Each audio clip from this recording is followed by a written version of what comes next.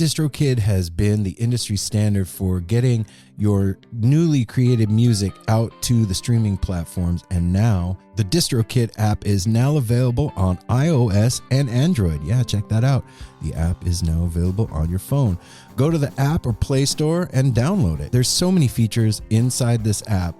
You can do things like sign up and pay for a new DistroKid account. You can upload your new releases there. You can see your DistroKid bank and withdraw your earnings. You even get notified when you've earned royalties and withdraw from the app via push notifications. You can see hyperfollow links. You can edit your account details. You can see your streaming stats from Spotify and Apple. You can even edit and add lyrics to your songs there. So like I said, go over to the App Store on iOS or Android and download the DistroKid app now. Also, they have this new feature called Mixia. I know a lot of artists struggle to be prolific and make their music sound as good as the music they hear from their influences and their peers. That's where Mixia comes in. Nothing's ever going to replace the artistry and expertise of a real human mastering engineer. But for artists who are short on time or resources, Mixia is a powerful tool to help make the music sound great in a hurry. Simple interface, empowering the most novice of music creators. It's got unlimited song previews of mastered songs with one free download, and for $99 you get unlimited mastered tracks. So go check out Mixia and make sure to go to the App Store and download the DistroKid app so that you can get your music out there and get it heard. You're doing your thing and they're helping you do it. DistroKid. No Simple Road. Yeah, here we go. I know the road may seem to go on forever and a lifetime.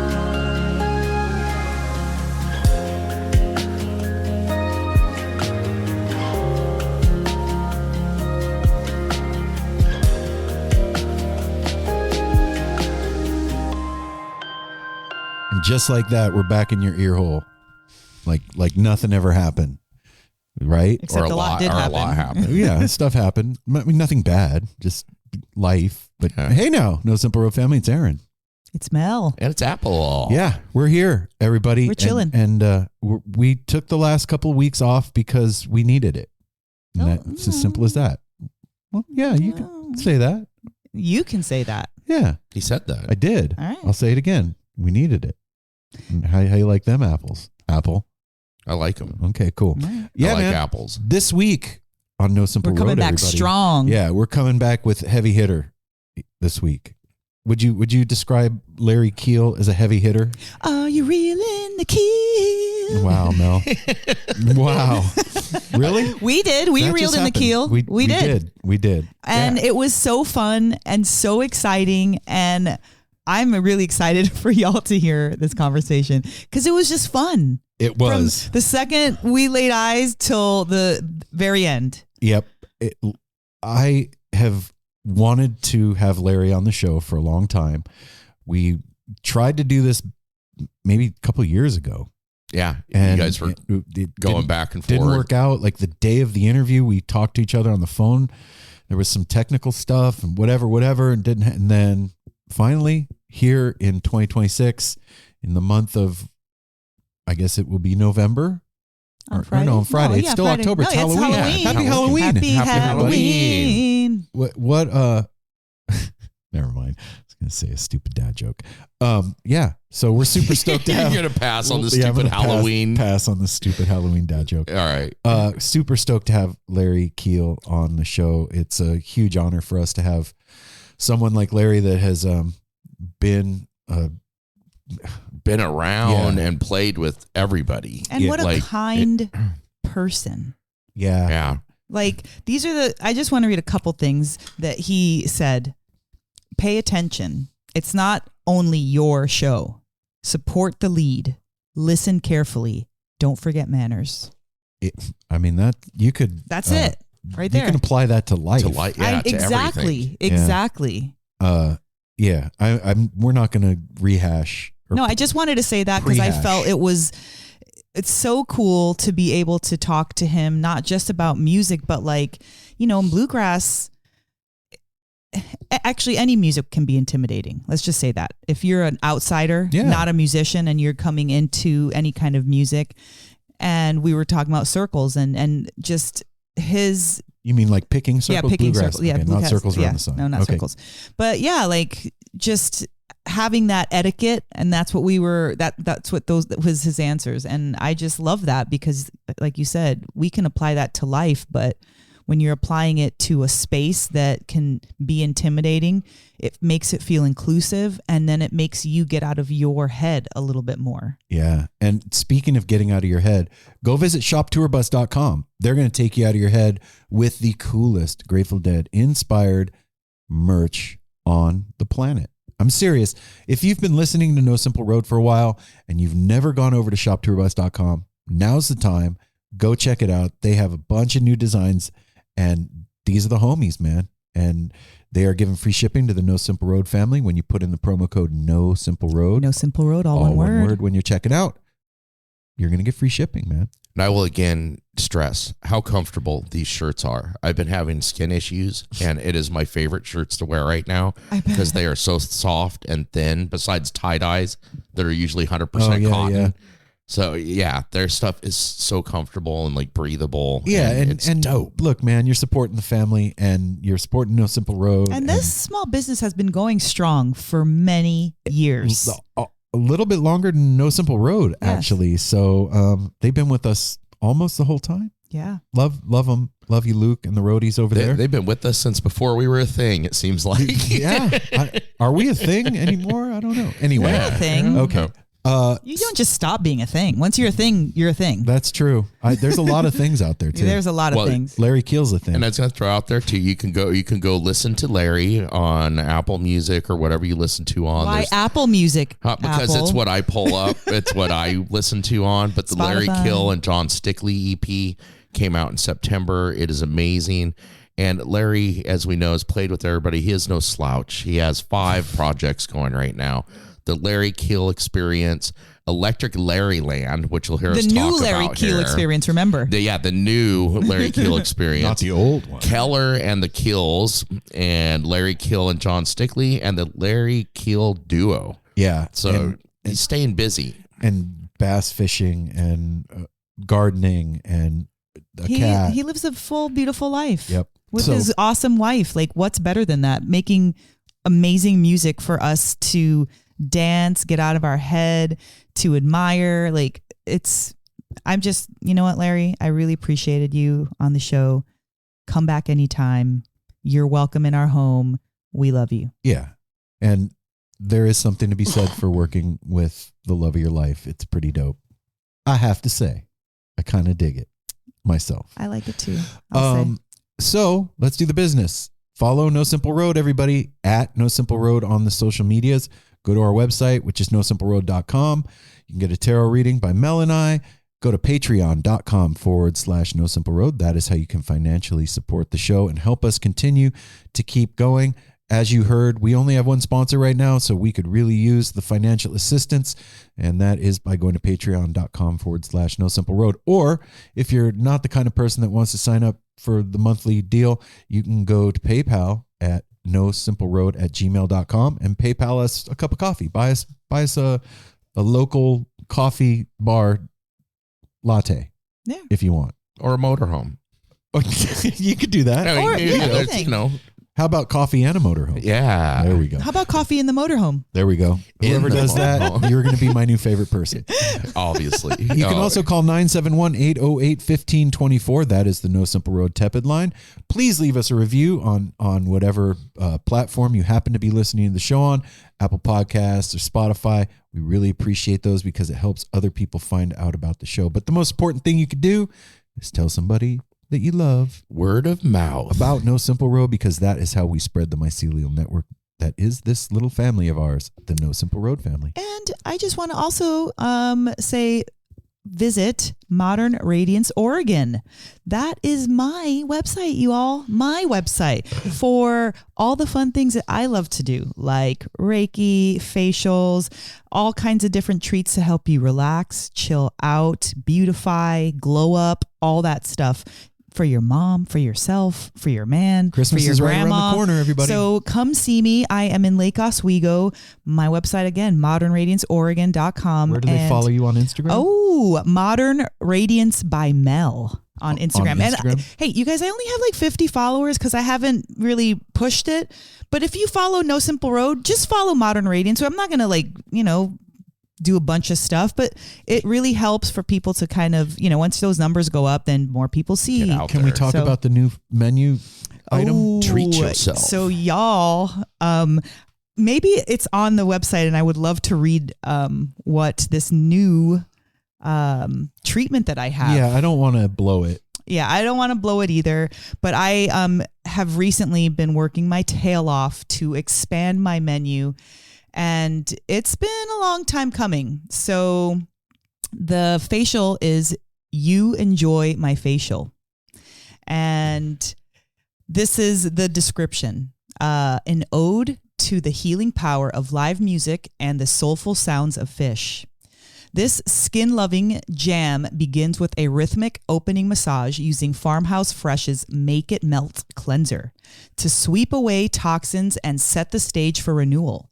A gentle exfoliation and revitalizing facial massage awakens tired, stressed skin before we drift into set 2, featuring the hemp-derived Bluephoria mask, applied in tempo to instrumental tunes that soothe the soul and lift the spirit. As the final notes fade, skin is drenched in Cactus Comfort Barrier Cream.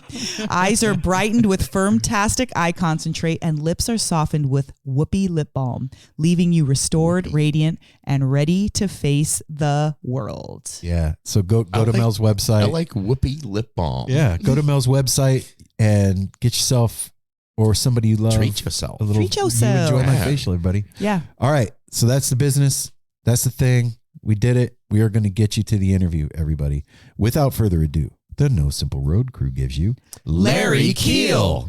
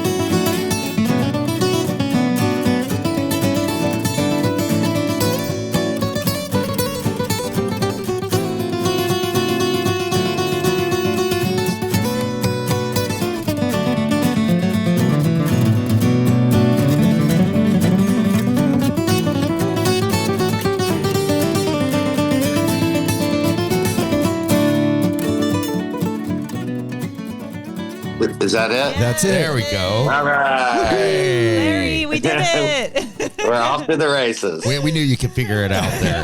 It is funny how many musicians we talk to that, I mean, all the things that you can do, and then sometimes technology is just Confounding.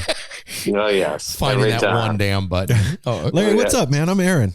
I'm great. Hey, Aaron. How are you? I'm doing good, brother. And my name is Mel. Larry, thanks for spending time with us on a nice Sunday. Oh, thanks for having us. Nice to meet you, Mel. And then I'm Apple. I'm the third member here. hey, Apple. How you doing? Good. Larry, Good, man, good. it's been a long time coming. We had this scheduled, like I think a couple of years ago, and you and I talked on the phone, and then it's been a long time coming, brother.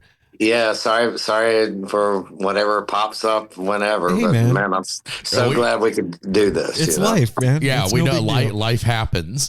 And I always find that when that happens, there's always something cool. You've clearly in a couple years have done amazing things since we were supposed to talk. It gives us more stuff to talk about. Yeah, a lot going on for sure. A whole lot. Where are you, Larry? I'm in Lexington, Virginia, sort of right in the Blue Ridge Mountains. Nice. Real calm and awesome. Let me keep the kitty out Oh of no, here. cats are allowed on No Simple Road. Yeah, we're man. very pet Please, friendly. Yeah.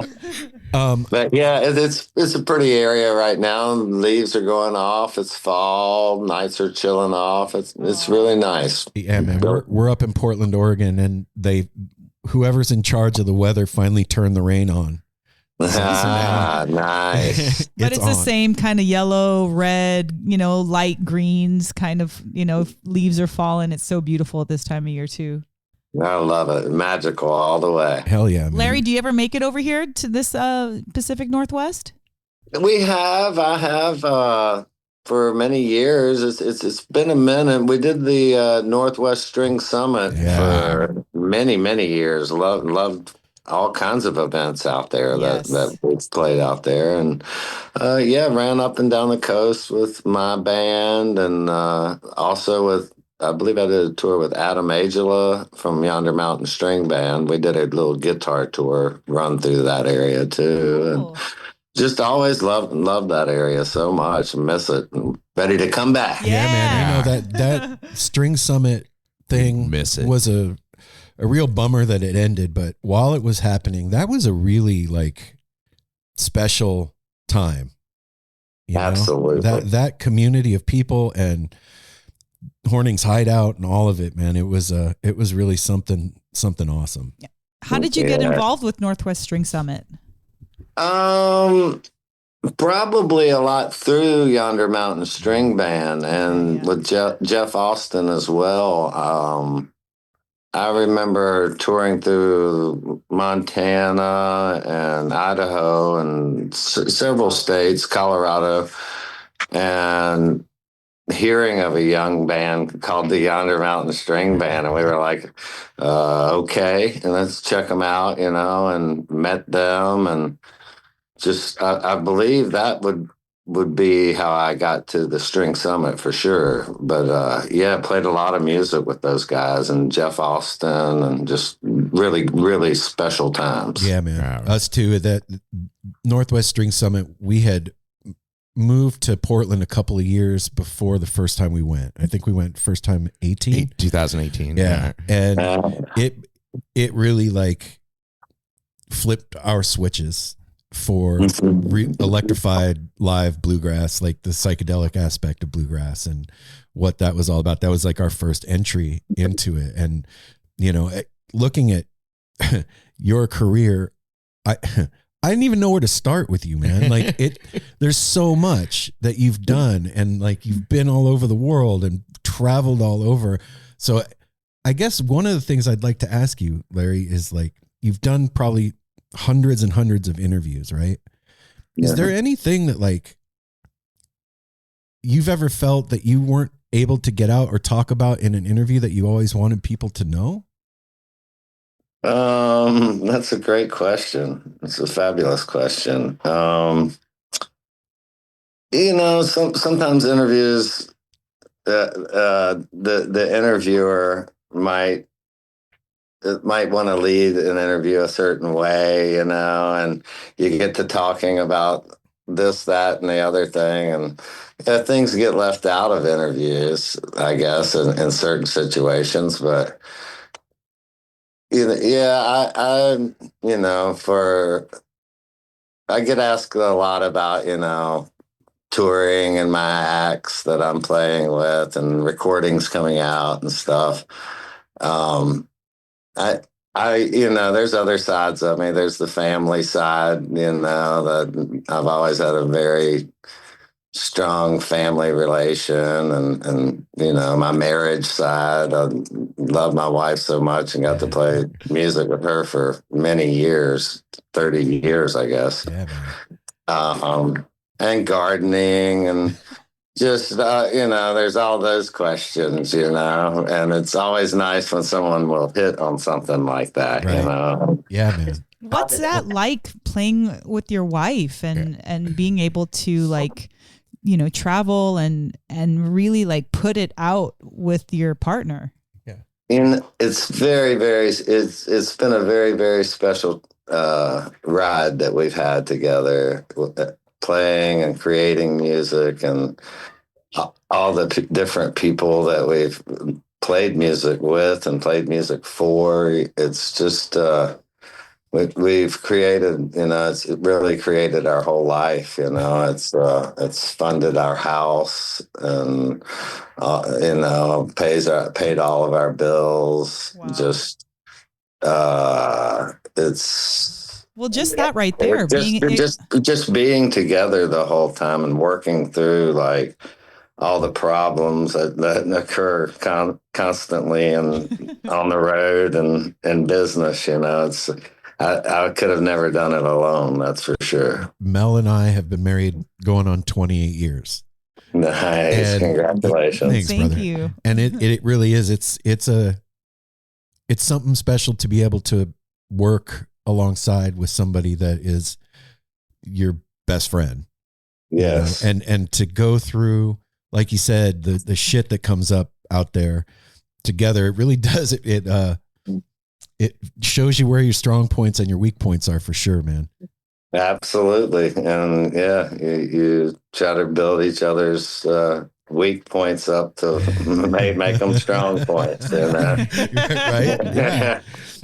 With a career that's going on as long as yours, you've lived long enough and been around the block enough to see cycles and trends come and go a little bit. I know I'm in my early 50s, and I've seen it happen now a couple times with different stuff. And I'm curious what your perspective is on like the world of bluegrass music and where it is today, as opposed to when you came into it, because it's a different thing now.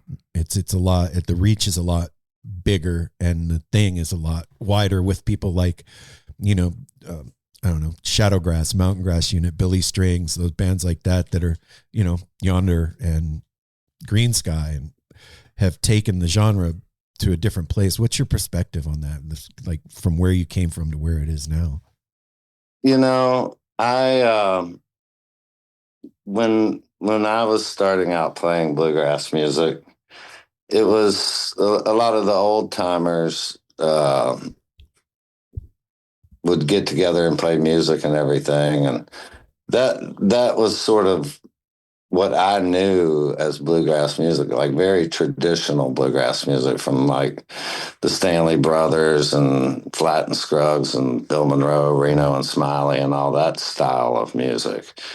And I cut my teeth with the people of that generation and learned bluegrass that way. Right.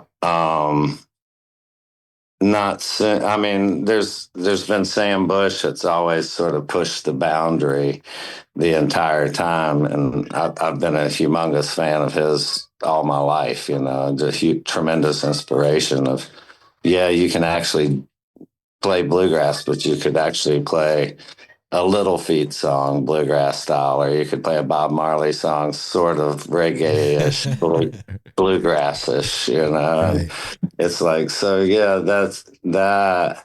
Those guys pushing the boundaries in the early 70s, like really opened my eyes towards that. And then finding people like Tony Rice playing guitar in a more jazz fashion, but also he had cut his teeth in the style of bluegrass I had learned. Right. And then I guess after that, what really sent it off into a whirlwind was Leftover Salmon touring from Colorado and coming out to the East Coast, which was for us, we were like, I was really great friends with Mark Van from that band when he was playing. We were bandmates out east for quite a while. And they brought a whole different thing, and just really electric, really psychedelic, full of energy and just chaos and awesomeness,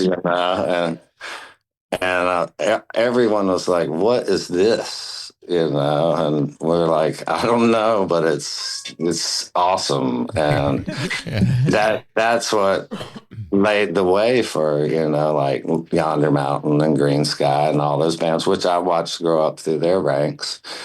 And then, each one of those bands has ideas of songs they want to put out that they've been influenced by in their generation, cover tunes from their generations. And then all of a sudden music's starting to change and all the bluegrass is changing. And ta-da, all of a sudden, boom, you have Billy Strings. It just changes the whole, what would you call it? The whole concept of how you play bluegrass in an arena, like with perfect sound and playing to so many thousands of people at one time. It had never been done. Right. Not to that capability. And maintaining intimacy, by the way. Yeah, absolutely. Absolutely. And to me, it's like it's finally happened. Like more of the mass have discovered bluegrass music, and that's such a beautiful thing, because hopefully they'll dig back through there and learn where it came from and all this stuff, and I really appreciate it, because Billy really tries to teach them that, and pay attention to Doc Watson and all these other people, because it's why he's here. He's where there. it comes from. Yeah. That's why we're all there. Yeah, man. So yeah, it's an amazing. It's I can't believe how far it's come. That's a really cool perspective, Larry. Like, because there is that. I don't know if it's a rift or what you call it, but like the traditional bluegrass guys and then this new generation, there's sometimes stink between the two of them. Yeah. And to have the perspective that you have, like, fuck, finally it's out there like that. I mean, honestly, I would have never dug back through Bill Monroe or Flat and Scruggs like I have. I would have never started flat picking if it hadn't have been for that, what you're talking about, seeing it like that and being like, holy shit. And then a good example is we just saw Billy in Eugene a couple of months ago, and this is like middle of the second set. Everybody's out of their head and they're doing the Hartford tune, I'll Fall Down. And they just lifted that. The place was levitating by the time the song ended. And when it ended, they took the condenser mic up to the front of the stage, and the four of them came with just no flashy light show, just one light on them. And they started doing traditional bluegrass tunes. And it was I just got goosebumps. Yeah, I did too. It was teaching everybody where all this shit is coming from, man. And it was a really eye-opening experience.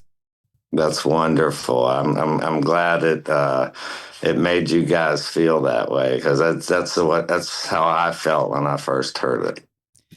I wonder, Larry, since you were raised in that older traditional bluegrass style, aside from like literally learning how to play, what are some of the etiquette or some of the tenets of bluegrass? Because I know that there is some, because being around the community of bluegrass, there is such a camaraderie and such a help and an elegance to how everybody participates together.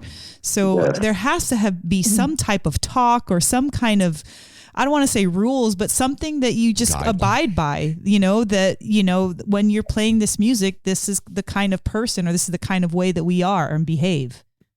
Yeah. For me, I was very lucky at a young age.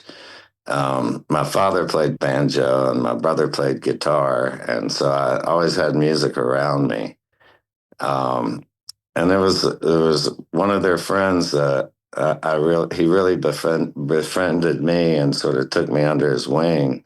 His name was Ted Cray, and they had he would go to a local jam session every Thursday night, and it was full of just like the best of the old style players. I mean, as good as it gets, and just so nice of a bunch of folks that would take you in and everything. But like their rule, like the rules of things, like in general, you pay attention and sort of realize that it's not just you creating your solo here. It's like we're all creating this music. So when we are creating it, it's like, okay, if there's four banjos and a bass and a bunch of rhythm guitar players and somebody with just, and this is all acoustic music,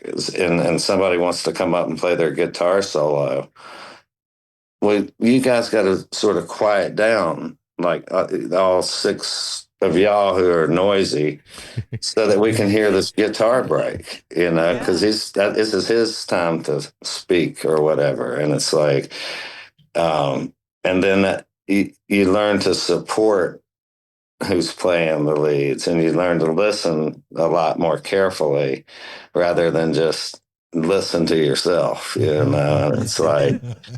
It's like, okay, and yeah, you learn how to play music together. And the Ted Cray, the guy I mentioned, he was a really good leader of the jam. Like everybody would sort of be in a circle looking at each other and playing, and he was sort of the leader because he sang so many songs. He must have known 500 songs. So he would start singing a song, and after he'd sing the verse and a chorus or whatever, he would pass the solos around, and you sort of had to pay attention to what's going on, and he'd throw you a solo, and like if you were playing too hard, he'd be like, yeah, it's wonderful, and those lessons, I carry with me today. Every song I play and every way I approach a song. Wow. That's awesome. I love to hear that. I just, when you are not a professional musician, you do observe quite a bit off the stage, but also you don't know where those where did they get these things? How do they know how to just jump in or step aside? So it's really cool to hear you talk about that from the other side, and how they're instilled in you. Yeah, they still are, and it's like you said, it's etiquette, it's manners. If someone's doing something special enough that they are putting it out there and brave enough or whatever to put it out, you should pay attention to it and listen to it and respect it and support it. Yeah, I think learning bluegrass music, one of the things that most blew my mind was how important it is to be a good rhythm player, because everybody wants to be that guy that can play Blackberry Blossom at 150 or 180 beats a minute or whatever. You know what I mean? But it's the cat that can hold it down that's the real hero of that. And that's a trip to me about bluegrass, because it's such a collaborative community art form. There's even with, we were just talking about Billy Strings. Even with Billy Strings, it's not Billy, it's the band. Oh yeah, and absolutely. You've really had the opportunity to play with some of the most insane people around, man. Like I'm curious how you met Keller. I like that reaction right there. Well, you said insane and then said Keller. That's that all goes together well. We grew up, sort of in the same area of Northern Virginia, and in Fredericksburg, Virginia, Keller had been working like a Monday night. Come out and have a tip jar, and he would play a set, and then he would ask, if there was anybody else that wanted to play a set. And he was basically just trying to start a music thing in his own town, and it worked. It was very successful. And so I didn't really have a band at that point. I had some buddies I was playing music with, and we were like, let's go up and see Keller and talk to him. And, he obviously had a scene going on, everybody dancing, having fun. And I said, man, like, me and my buddies, we'll do a little thing, you know, a little spacey thing or whatever. And I think we had a guitar and a conga and a electric bass. So it all sort of worked well together, you know. Yeah. And yeah, we just really hit it off at that point. And my bluegrass band that I started like pretty much right after that or right around that time, McGraw Gap, Keller really took to that because we'd play all kinds of strange stuff like Chinese folk music and just rock cover tunes, you know. So we had a really great time doing that, and that's where I met him. Yeah, Fredericksburg, Virginia. Wow, man. We talked to him a few years ago. It was like during COVID. Yeah, it was during COVID. He was just finishing up doing that album that was all on the cell phone. Oh yeah, Cell. And you know, with someone like that, you never know if it like the person is going to match the person that you see out there. Like, and absolutely 1,000% that's him. All the time. The text, Aaron was communicating with him, and he was reading me and Mel. Oh my God. The texts between the two of them were just hilarious. He's like something else, man. He's like, I will require a fox pelt. Yes. to the, you know, like these are my demands to be on the show. That's my rider. And Aaron's like, of course, sir. There will be the finest fox pelts and all. It was hilarious. It was ongoing for a little while. Yeah, it's never a boring moment with him. No, you know, we love him so much. And Jenny and I, he's our brother. So, how did you and Jenny meet? We met in Lexington, Virginia, quite a few years ago, and I'm just saying it nicely. A couple years back. Yeah, a few years back. My friend Will Lee, who was in the bluegrass band I was talking about, McGraw Gap, he had that old school bluegrass sort of thing. I met him at a fiddlers convention here in Virginia, and I could tell he had that old school bluegrass thing, and got talking to him, and his dad had actually played with Ralph Stanley for many years, you know. So he had that sound and that feel and everything. So we were good buddies, and he was playing down here one night with another fella that plays guitar and sings around here, and Gary Ruley is his name, and they were putting it down, man. They were playing some hardcore bluegrass, and so I came down and was watching them play, and saw a pretty girl there paying attention to it and liking the music, and I guess I got up and played a tune with them. I played David Grisman's EMD with them, and we got done, and I got off stage. She's like, "Oh, that is the best EMD I've ever heard." And I thought to myself, "Wow, super pretty, super awesome, and knows the song EMD. This is a keeper." You're spitting. She's not going. I'm not letting her go anywhere. How do you have time to pay attention to pretty girls when you're playing music? Come on, Mel. Yeah, exactly. Well, you know, There's always time. Oh. So you don't get distracted easily. That's what you're saying. yeah, exactly. Laser focused, man. Yeah, baby. That's pretty cool, Larry. So You met. How's the story? She learned to play bass to play with you, right?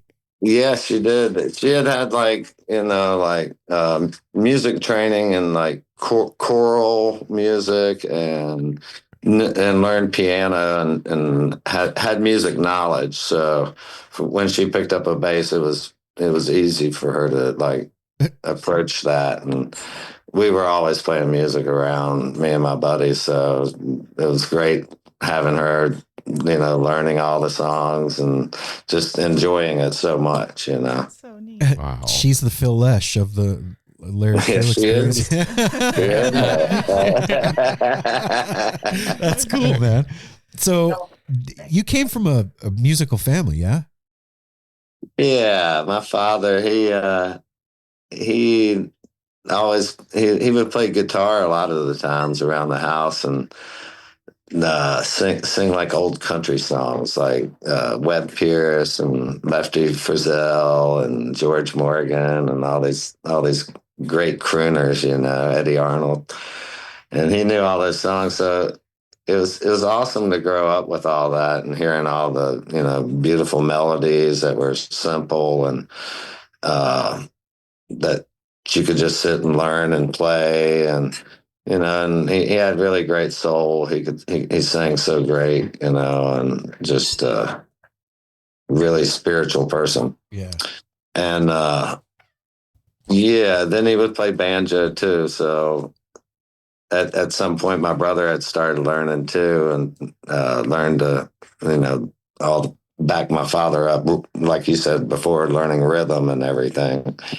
And and my brother's a fantastic lead player too. So I always grew up around it. And in the Northern Virginia area we lived in, there was tons of players around, like really just, I could name a lot of them, but you wouldn't know who they are probably because they're just like more local legends. Yeah. These are cats that are playing for themselves and the people around them, not to try to be anything, but just to play music.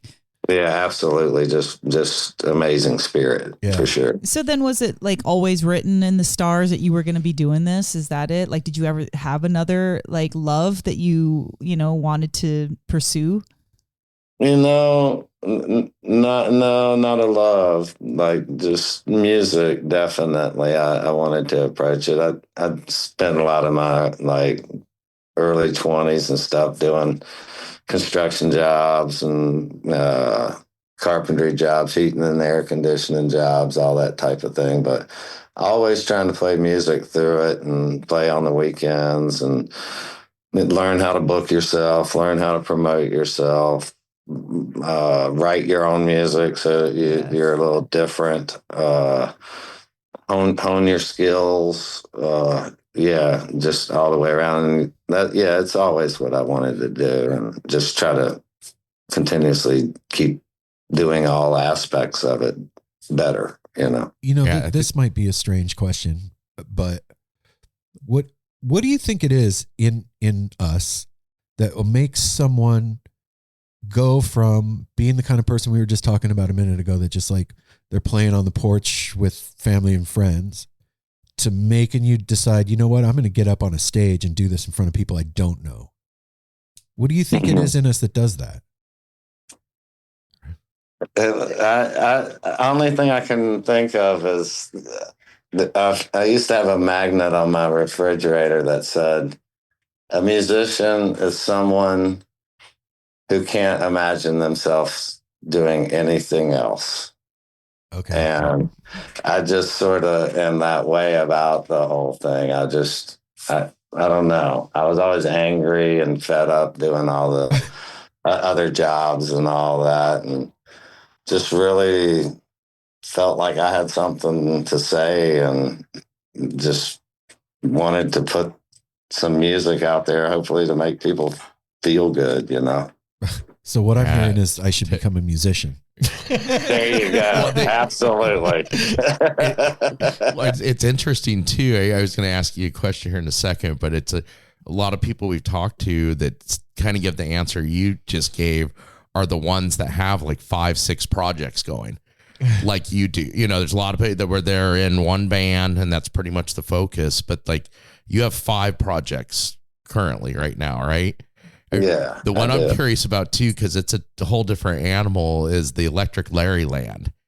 Because you electrify it and it's a little more psychedelic than the other stuff you do. I'm just curious how that came about and like the differences.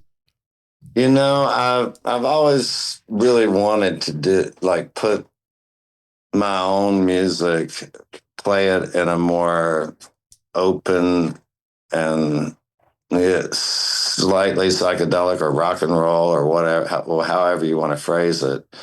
I've always wanted to play tunes I've written and write tunes for a more electric combination.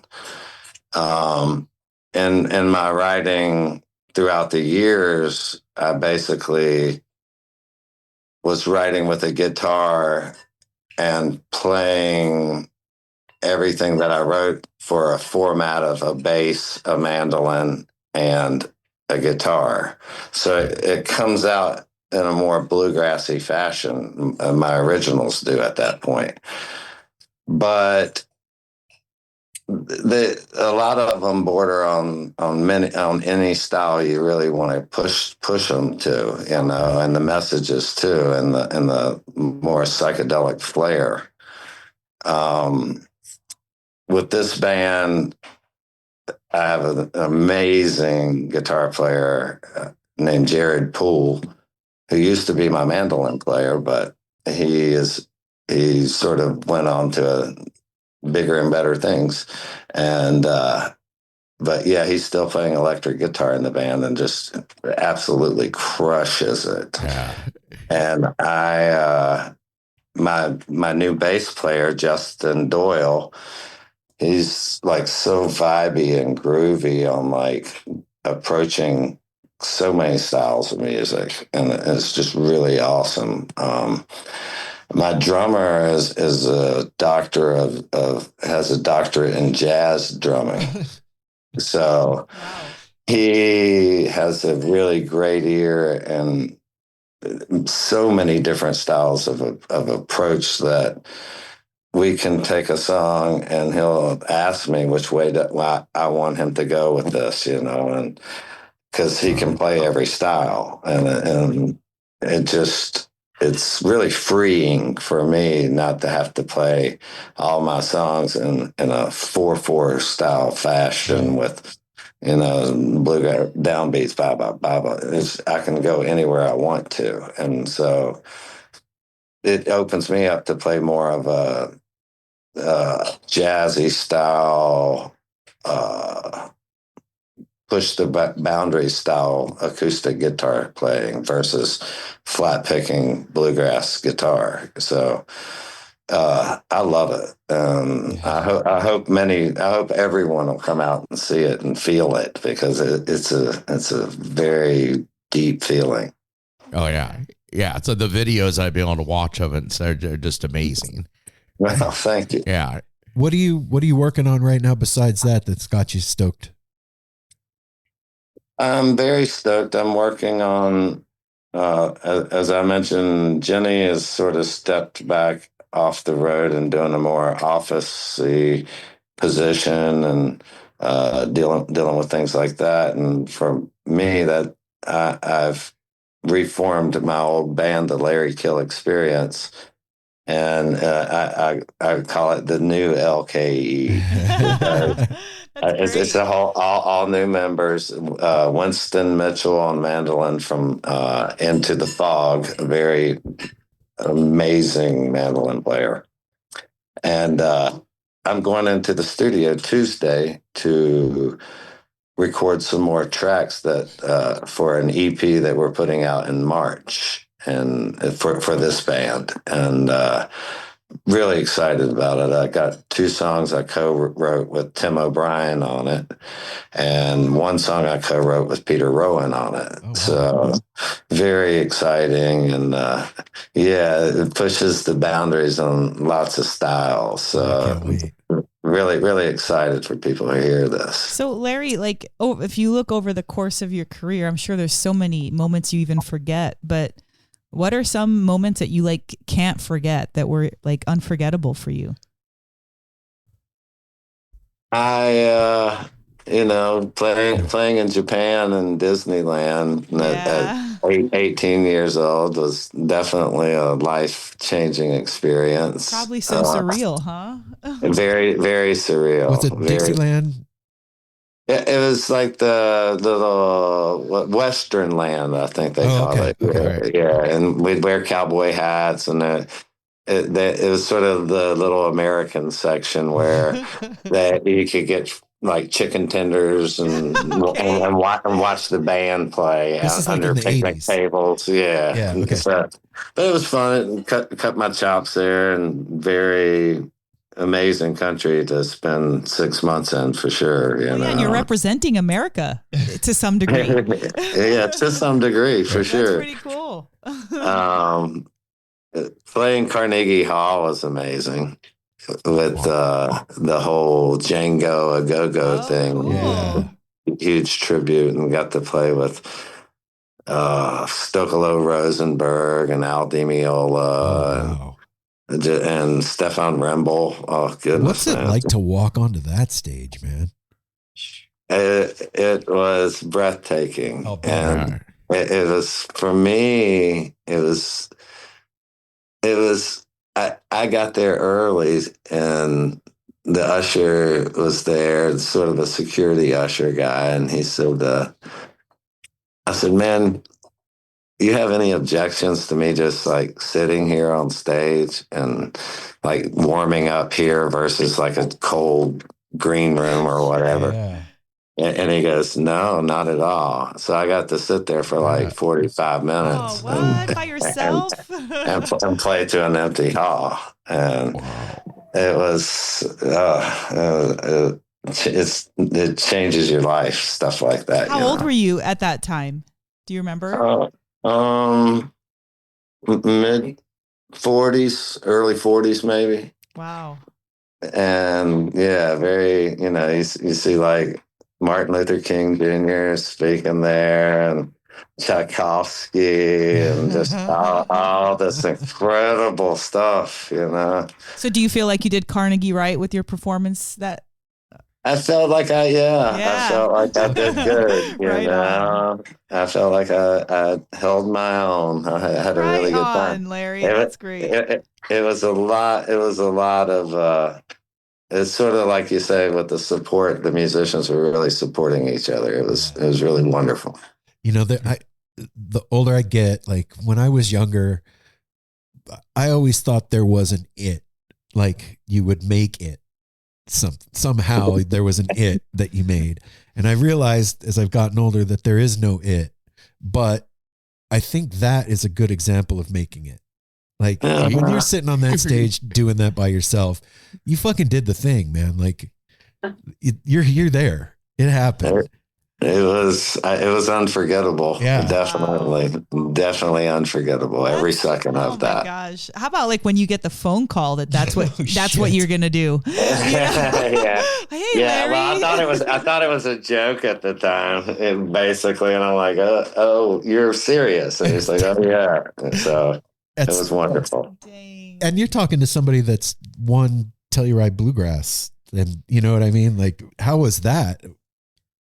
That was so fun, the experience of.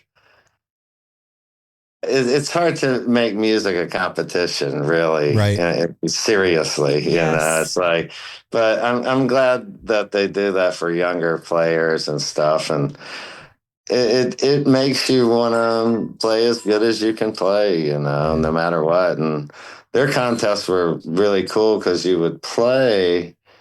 And it was all blind judging. Like the judges would just sit back in a room with headphones on and listen to you play and judge you that way. So That's great, Whoa. actually. That's perfect. it was really cool. And it's like not the show thing. It's like we're judging you on your details and playing.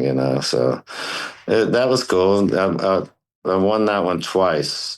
I won one year and took a year off, and the year I took off, I believe I brought my band out there, and those guys won like the banjo and the mandolin. Oh, wow. We won the band contest too. We were just crazy, old Virginia hillbillies, and having a good time, and it was really fun. And they loved it. Yeah, that's what it's about. Well, I mean, Telluride's a magical place. Telluride's just a magical place too. Where take it's the most set at. subjective thing on the planet, music, and put judges to it. I mean, I guess that's how you got to do is sit some cats down in a room with headphones, and that's it. Like, yeah, man, that's a mountaintop experience. Not to be too literal about it. Up on the mountaintop. So I got to ask about the fishing thing, man. Yeah, man. Tell me about this thing you got going with like the fishing and music and all that. Well,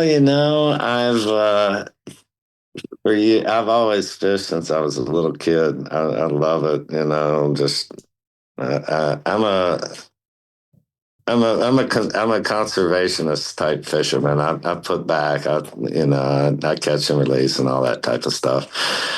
As much as I can, unless I'm going to have my own meal, Right. I'm going to keep my meal and clean it that way. But yeah, I sort of helped create an event down in Perry, Georgia called Bass and Grass. I thought it'd be like Reel with Keel. You know? Yeah, you could. Yeah, I like that. That's the next one. That's the next one. I will That was take free. it. Yeah, that's exactly. It's free. That's Okay. yours for the taking. But I thought you would say that. Truly, I didn't know really? that. I didn't know the name of it. yeah, we've done that event for, I don't know, maybe 10, 15 years. Yeah, I guess now. So cool. And it's really cool. Everybody, you might get 50, 75 people. It's all inclusive. You get your breakfast, your lunch, you get dinner. And what we do is like we'll have our workshop, so to speak, is like a circle where all the musicians that are playing a set there or whatever, however you want to say that, and all of the musicians and guests that come, we all sit around in a circle. It might be 20, 25 people, because not everybody plays music at the event. Some people just want to come and fish and be around the music and the good time and all that. But so yeah, we'll start the circle by, like, I'll sing a song and I'll pick the solos going around the whole thing, get everybody involved. And then the next person beside me, if they've got a song they want to sing, they'll sing and lead their song and throw the solos around there. So what it sort of does is it teaches everybody to play music with other people. And like what we said before about how to pay attention, how to be dynamic and respectful and all that. So that's went so well, and I've watched a lot of the musicians that have come there throughout the years just really advance and be so great, and not to mention that the fishing is super unreal. I mean, big bass, 10-pounders, 5-pounders all the time. Wow. The folks that own the property and run the whole thing are just so nice and down to earth, and just really love the communal spirit of everybody eating together and loving the music and loving the fishing, and just it's very, very wonderful time. It must make you so proud to be able to not only do something that you love from childhood, both fishing and bluegrass, but also like keeping it going, like showing either your generation or ones underneath you, like how to continue that spirit of sharing and listening and playing. And it's really neat that you're doing that, Larry. I'm trying, it's just something. That's what that's what I've learned. That's in paying my it life. forward. And just if I can help somebody, do what they're doing better or whatever, I'd love to, Well, I love that. That's one thing I love about the bluegrass community is I don't know of any other genre of music that does, because there's a lot of things like the river rafting that's guide. You can go river rafting up in Colorado with your favorite bands. And it was Adam we talked to. He has the thing where you can win a fishing trip with him. There's a lot of bluegrass musicians that are doing things like that. And a lot of times related to fishing. It makes sense. Absolutely. But just the way the community is so open to sharing with everybody, including us, the spectators and the fans. We've never had that opportunity, like back in the day, with Judas Priest and Iron Maiden and stuff like that. You never met them. You didn't go fishing with Judas Priest. Yeah. Nor did you want to. No, probably not. It's just amazing. I love that you're doing that too. It just makes it feel like so comfortable and home. Well, and also on the tip of what you were just saying too, Larry, about like wanting to share that. For all those kids that are out there right now that are coming up, that are learning to be flat pickers, they're playing the banjo or the mandolin or the bass, you've got all these years of experience. What What advice would you give those guys that are coming up now? You know, I would say, you know, keep learning, like learn as much as you can of fiddle tunes and everything like that. But you know, also listen to your own voice. If there's a, for lack of a better, if there's a Judas Priest song you want to play on your banjo, Do it. well, learn it and do it. You know, it's only going to help you advance in some kind of way. And if you really feel like you want to be a musician, you know, and you're young, which is fabulous because it takes a lot of energy. It takes a lot of energy, and you got to eat good. You got to stay healthy. You got to keep that energy going all the time. So if you really feel like that's what you want to do, you know, you try to, you know, really get the support of your family. Know a good mechanic. Have them in the band if possible. Exactly.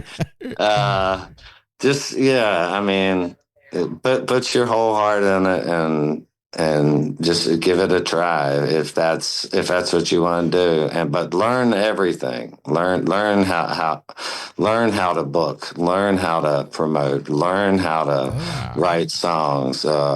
All kinds of things. You have to learn so much, you know. And these days, you better know somebody that's good at all the web stuff too, because there's so much. With the world that we're in right now, as far as like what you just said, it's insane. It's wild. It's progressing it's so fast. so fast, and like what it's doing with music is crazy. A buddy of ours bought took over a kayaking place up in Scappoose, Oregon. And he sent me an interview about it's called the Paddle Shack, about the Paddle Shack with two people doing like a NPR style talk. And it's not real. He plugged some shit into AI and it's these two people talking. It's like almost a 5-minute interview. I thought it was real. I was like, he was on another news thing. Nope, and it was all made by AI. And the music, that is weird. and music too. It did it for me. I have my own business, and I just asked for the prompts, like, how do I explain this ingredient in a facial setting, and plugged in all my parameters, and it gave me the most elegant. It even asked, do you want it more spa-like? Do you want it more medical? Do you want more science in it? Do you want more metaphor in it? Like, it was really incredible, and if you do learn it, it is such a great tool. But I think that as far as music is concerned, it can make music, but one thing it doesn't have is heart. Exactly. And soul. I sort of feel like putting that on my CDs every time, just like this is not produced by AI whatsoever. Yeah, I feel like you should have to at some point. This is real music. Get ahead of it, Larry. And it'll probably argue that down with me. But Nope, we created this. Yeah, exactly. So, but we're real. You've got your birthday coming on the 25th, right? I do. Well, thank you. Happy early birthday. Well, Well, November is a special time for us, like our anniversary, his birthday, our grandson, all of these wonderful things. And we saw your birthday. I was like, he's a Sagittarius too. He's celebrating. All right. Well, lots of happy right back at y'all. Yeah, thanks, man. So the reason I said it was, what do you want for your birthday, man?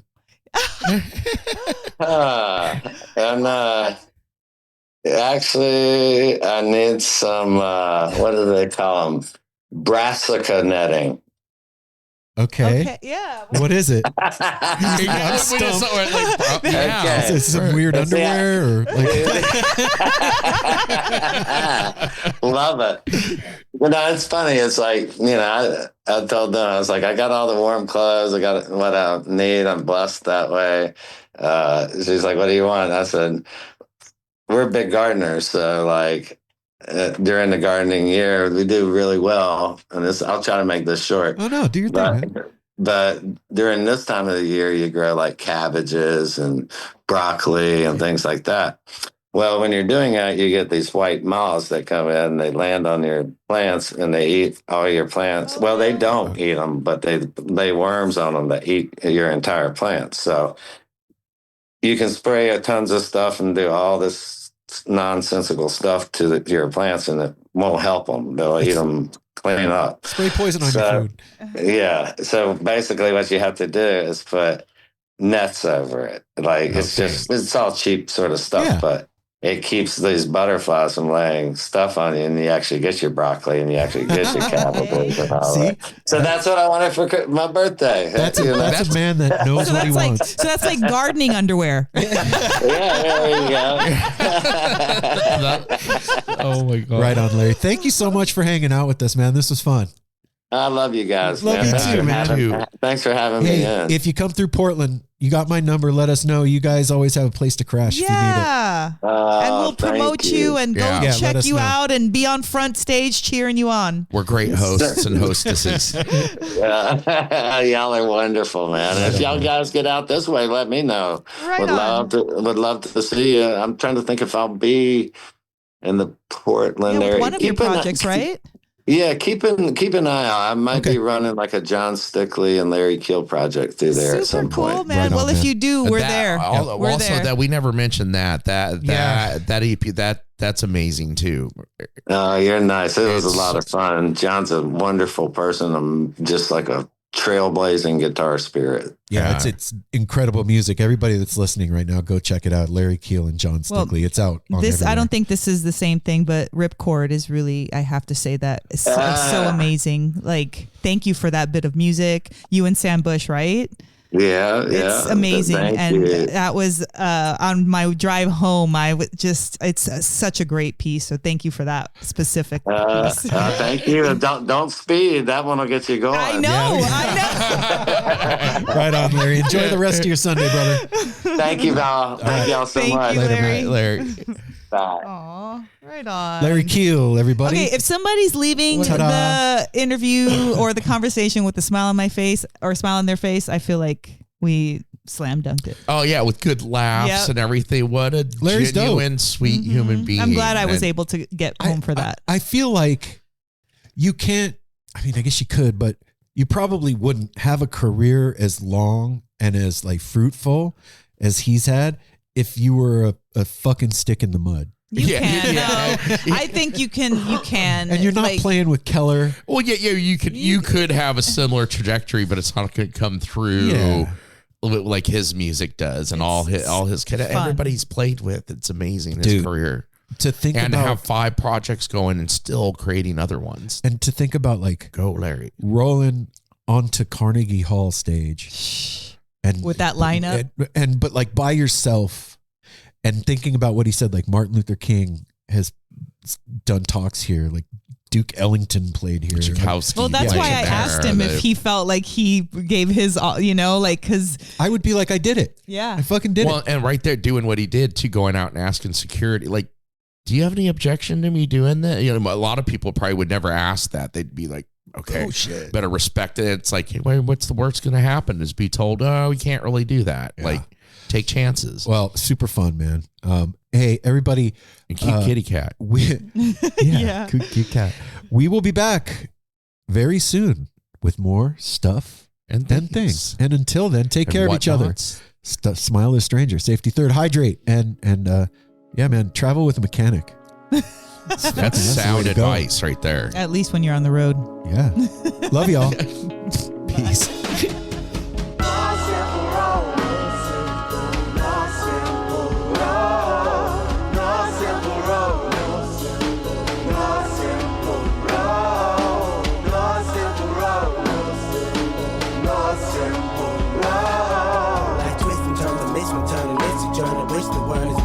But it's a burden. Family needs has been deferred, and hella means been the earth, and alchemy can bring the birth, the melody of a new born.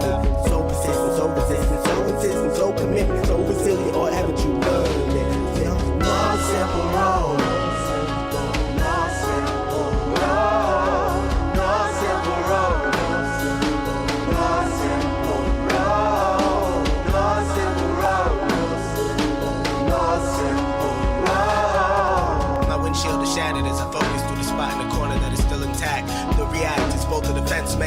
well as a fear. We've traveled this road before, so we may think, but it's a tad bit of strange similarities that feed an A equal A complex. The fears of your past do not equal the perplexities of the current road.